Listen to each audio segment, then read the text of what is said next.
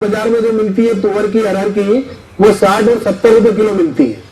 लेकिन ऑर्गेनिक रूप से पैदावार दाल की अगर हुई है तो उसी की कीमत 150 से 200 रुपए किलो है। क्यों है? उसका स्वाद और रासायनिक खाद से बनी हुई दाल का स्वाद बिल्कुल अलग होगा।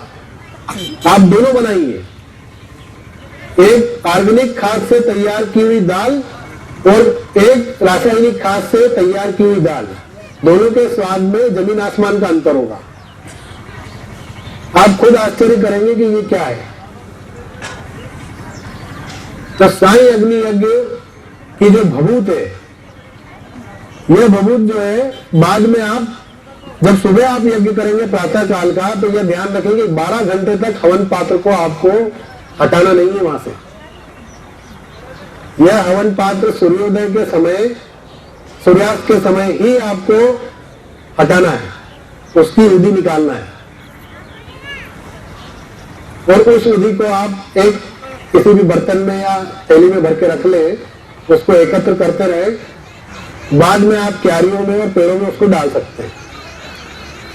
किसी व्यक्ति पे शरीर पे चर्म रोग है या उसको एलर्जी होती है, तो इस भभूत का आप पेस्ट बना के, गाय का शुद्ध घी इसमें मिला के इसका पेस्ट बना के अगर आप लगाएंगे तो आपके चर्म रोग का भी निदान होगा इससे।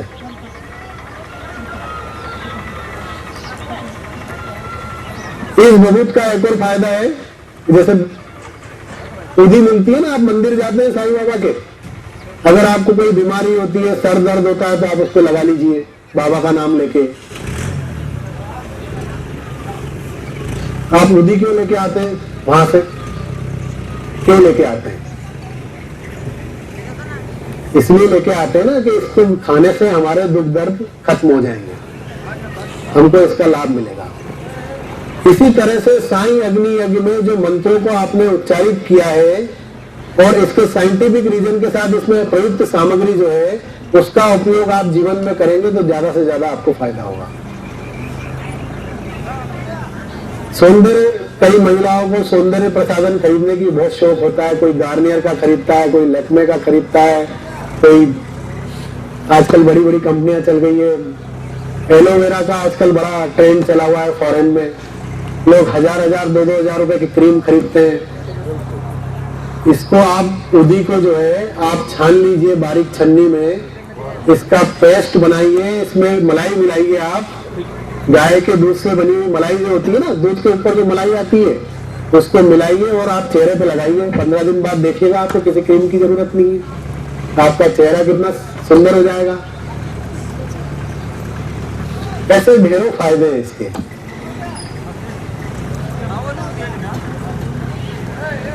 यह यज्ञ वैदिक परंपरा पर तो आधारित है ही, साथ ही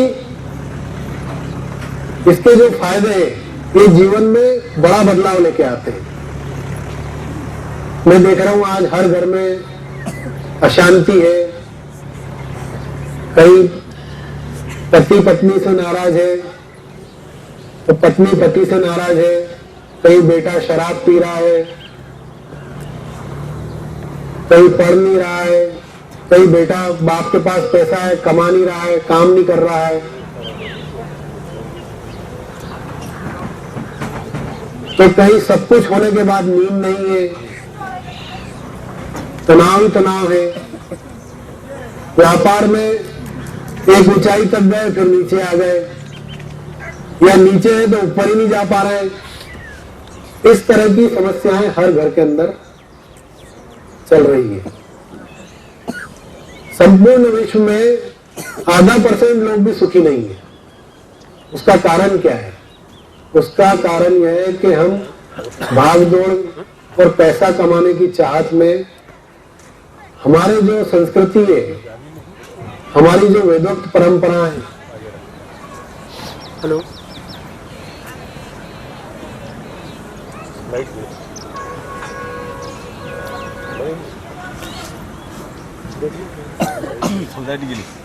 जनरेटर चला, जनरेटर चला।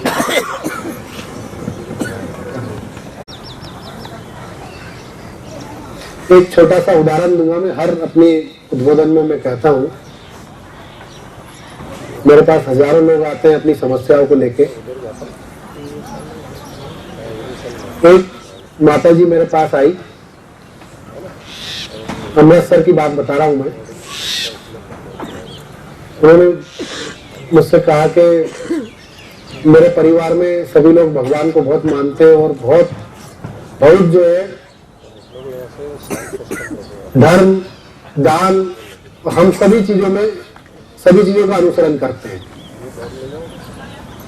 4-5 लोग और बैठे थे, उन्होंने भी कहा कि साहब इनकी तो बात ही अलग है।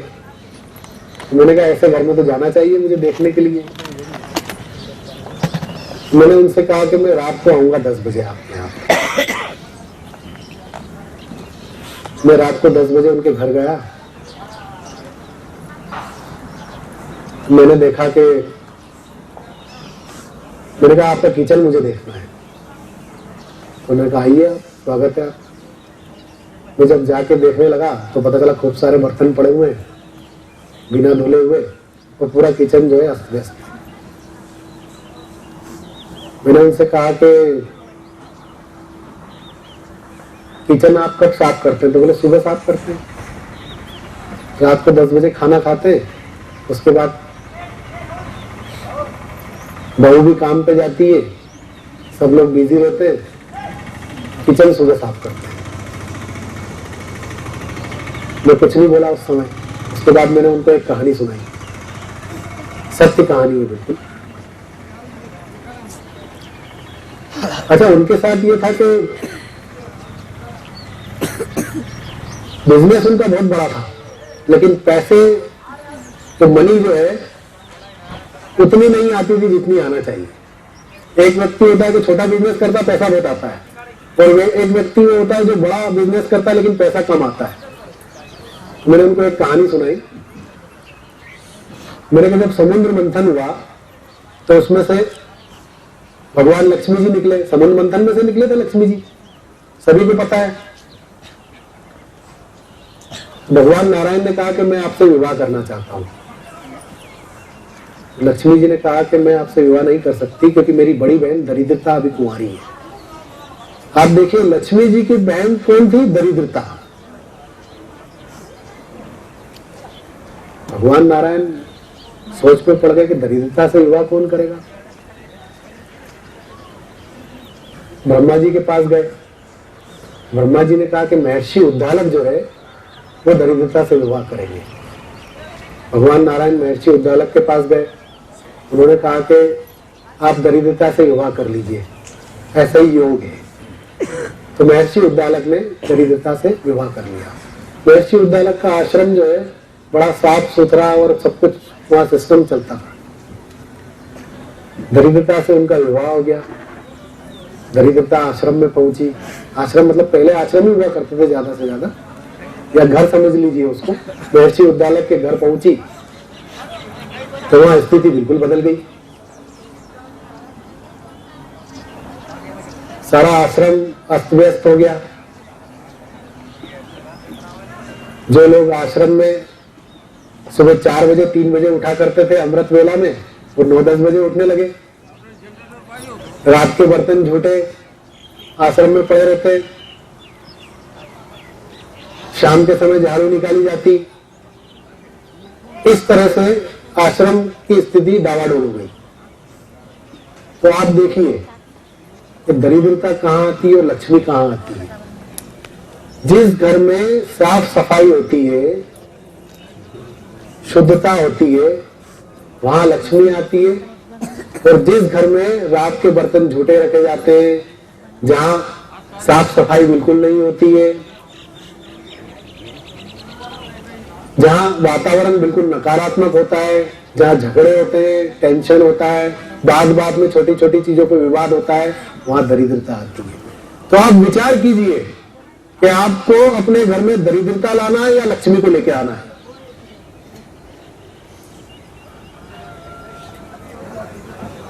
मैं बार बार लोगों से निवेदन करता हूं कि हमको घर में शांति लेके आना है। शांति होगी तो लक्ष्मी आएगी। एक कहानी और सुनाता हूं मैं सभी को, पहले भी मैंने सुनाई कुछ लोगों को। यहाँ पर एक घर के बाहर 3 व्यक्ति बैठे रहते हैं।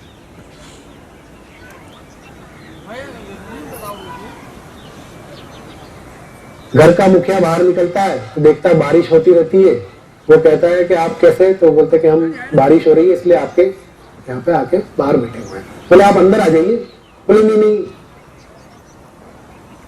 हम अपने हिसाब से बैठे हैं, कोई दिक्कत नहीं है। तो घर का मुखिया जो है अपनी पत्नी को कहता है कि आपको चाय पानी करा देना, अंदर बिठा लेना। बड़े मानुष लगते हैं आप लोग। वो चला जाता है। शाम को जब घर का मुखिया आता है तो देखता है तो तीनों व्यक्ति वहीं बैठे रहते हैं। अपनी पत्नी से पूछते हैं वो कि ये लोग तो भारी बैठे हैं, इनको चाय वगैरह कुछ कराई कि नहीं, जलपान कराया कि नहीं। तो पत्नी कहती कि वो तो मना कर रहे हैं और कह रहे हैं कि घर में जब तक पुरुष नहीं होगा तब तक हम अंदर नहीं आएंगे। ऐसी हमारी संस्कृति है कि अगर महिला घर में अकेली है तो कोई पुरुष, गैर पुरुष जो है कभी भी नहीं जाता है। ये हमारी संस्कृति है। वो कहता है कि चलिए ठीक, बुला लाओ उनको। पत्नी जाती है और कहती है कि आप आ जाइए तीनों, अब तो घर के मुखिया आ गए। तो कहते हैं कि हम में से एक व्यक्ति अंदर आएगा, आप अपने पति से कहिएगा कि हम में से सिर्फ एक व्यक्ति आएगा। तो आश्चर्य में पड़ जाती है, एक क्यों आएगा। बोले आप अपने पति को नाम बताइएगा जाकर। एक का नाम रहता है प्रेम, एक का नाम रहता है सुख और एक का नाम रहता है समृद्धि। पत्नी घर में जाती है और पति से कहती है, तो वो कह रहे हैं कि एक का नाम प्रेम है, एक का नाम सुख है, एक का नाम है समृद्धि, और तीनों में से एक व्यक्ति अंदर आएगा।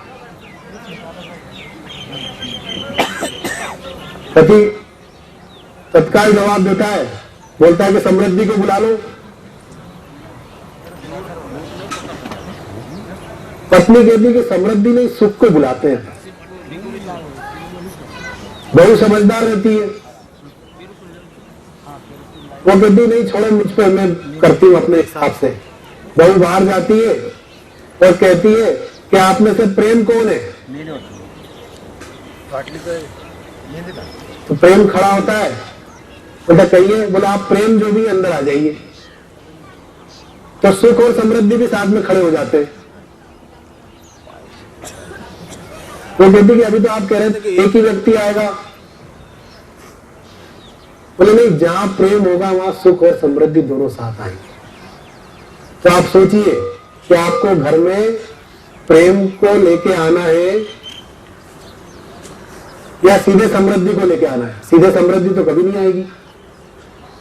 आपके घर में प्रेम होगा, प्रेम का वातावरण होगा, आपके घर में शांति होगी, आपके घर में स्वच्छता होगी, आपके घर में शुद्धता होगी, तो ही आपके यहाँ लक्ष्मी का आगमन होगा। कल ही बात हो रही थी, आप आए तो बोले सभी लोग पैसे की बात करते हैं, सभी लोगों को चमत्कार चाहिए, धन चाहिए। तो मैंने कल ही सोचा था कि मैं बताऊंगा इस बारे में कि लक्ष्मी कैसे आएगी। लक्ष्मी जिस घर में प्रेम होगा, जहां शांति होगी, जहां स्वच्छता होगी, जहां शुद्धता होगी, वहीं आएगी। विचार कर लीजिए कि घर से आपको अशांति को हटाना है और शांति को कैसे लेके आना है।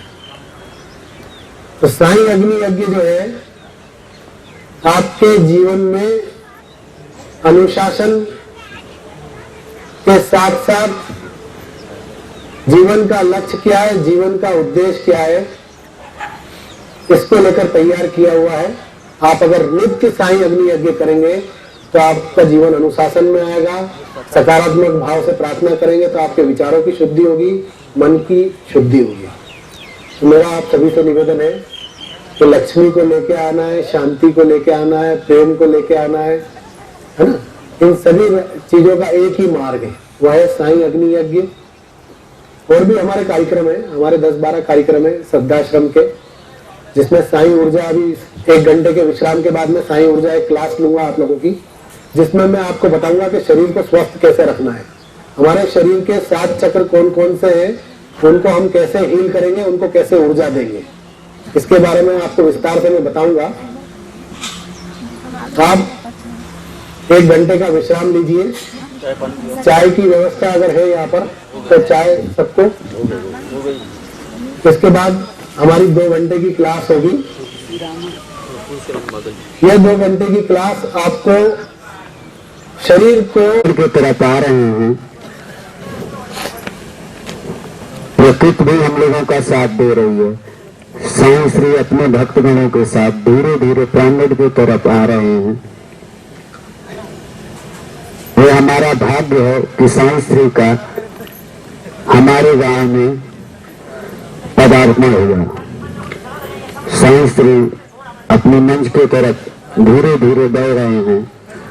हम आपसे भक्तगणों से अनुरोध करते हैं कि साईं श्री का साईं जी का आप क्या क्या कराते रहते स्वागत करें।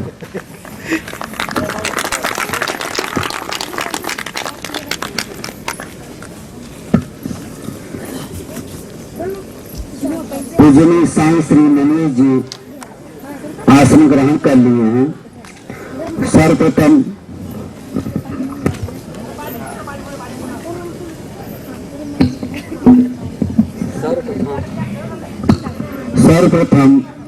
तुलसीराम बागले जी साईं श्री का फूल माला से स्वागत करेंगे।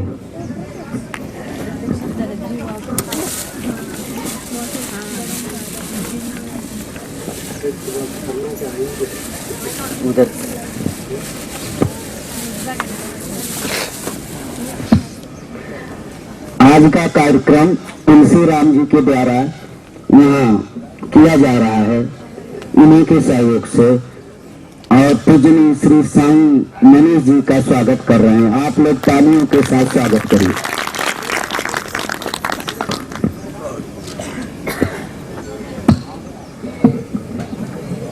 अब पूजनीय श्री साईं मनीष जी के द्वारा योग एवं साई अग्नि के बारे में विस्तार पूर्वक आप लोगों को बताया जाएगा। और साईं श्री मनीष जी का ये क्रिया जिस तरह से बताएंगे आप लोग साईं श्री का अनुसरण करेंगे। बोलिए ओम साईं राम।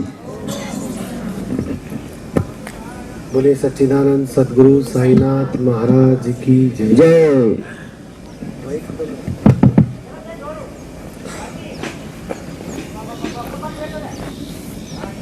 यहाँ जितनी बहनें उपस्थित हैं सभी चादर लेके आई। सभी के पास है? किसके पास नहीं है हाथ ऊंचे कीजिए।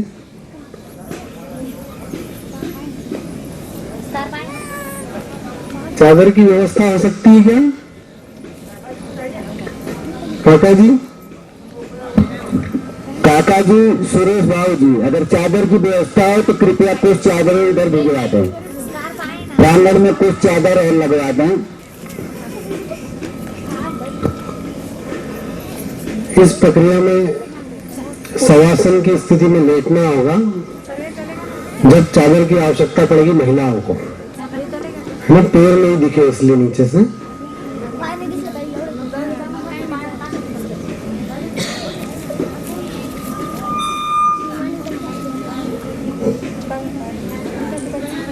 सर्वप्रथम मैं आपको बताना चाहूंगा कि साईं ऊर्जा क्या है।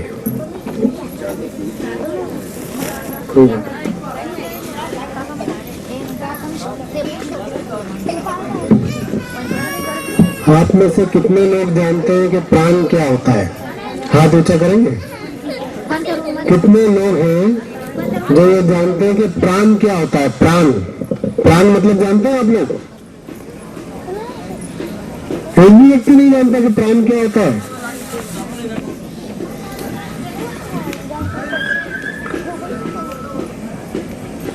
हमारा जो शरीर है, ये पेड़ पौधे, ये सभी चीजें जो वस्तुएं हैं, 2 तरह की चीजें होती है, एक सजीव और एक निर्जीव, है ना? सजीव चीजें जो होती है वो किस चीज से संचालित होती है? प्राण के माध्यम से। प्राण क्या होता है? प्राण कहाँ से मिलता है? इसके बारे में विस्तार से आपको बताऊंगा। प्राण जब सृष्टि का उद्गम हुआ था तो सबसे पहले प्राण का निर्माण हुआ था। प्राण के द्वारा ही मनुष्य योनि हुई, आत्मा आई। प्रकृति के अंदर जो पेड़ पौधे होते हैं इनमें भी जीव होता है। ये कहाँ से आता है? ये प्राण ही है। कोई हर चीज सृष्टि में जो भी चीज संचालित होती है प्राण के माध्यम से होती है। अगर प्राण नहीं होगा तो न पेड़ होंगे, न पौधे होंगे, न हम, कुछ भी नहीं होगा। और प्राण कैसे आता है शरीर में? प्राण ऊर्जा के माध्यम से शरीर में आता है। यह ऊर्जा आपको कहां से मिलती है? यह ऊर्जा आपको सूर्य से मिलती है। प्राण का अर्थ सूर्य भी हो सकता है, सूर्य का अर्थ प्राण भी हो सकता है। ऊर्जा का द्योतक है सूर्य। भगवान ने जब सृष्टि की रचना की तो देखा कि क्या करें कि जिससे मनुष्य के जीवन में ऊर्जा अनवरत बहती रहे, तो साथ के साथ सूर्य का एक सिस्टम बनाया, एक ऐसा सिस्टम बनाया प्रकृति का कि दिन भी होता है, रात भी होती है, फिर दिन होता है, फिर रात होती है, फिर दिन होता है, फिर रात होती है। दिन होता है तो ऊर्जा मिलती है व्यक्ति को, रात होती है तो ऊर्जा धीरे धीरे खत्म होती है, विश्राम की स्थिति में व्यक्ति चला जाता है।